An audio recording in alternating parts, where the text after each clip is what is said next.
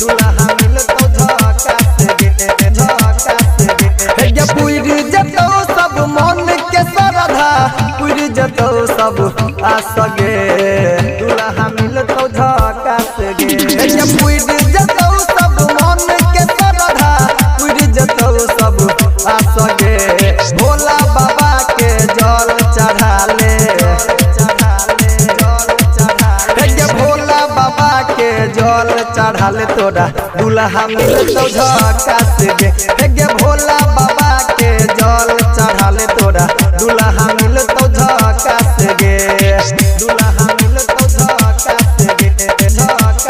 गे Surya recording studio हे गे भोला बाबा के जल चढ़ा ले तोरा तोरा तोरा तोरा तोरा सिंगिंग बाय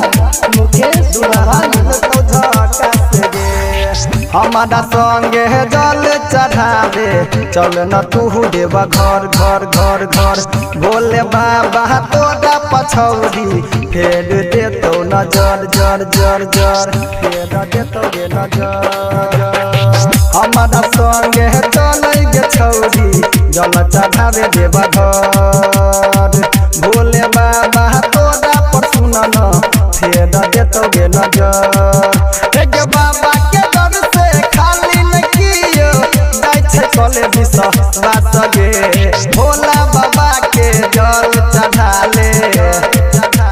हे गे भोला बाबा के जल चढ़ा ले तोरा दुल्हा मिलतो झकास गे हे गे भोला बाबा के जल चढ़ा ले तोरा दुल्हा मिलतो झकास गे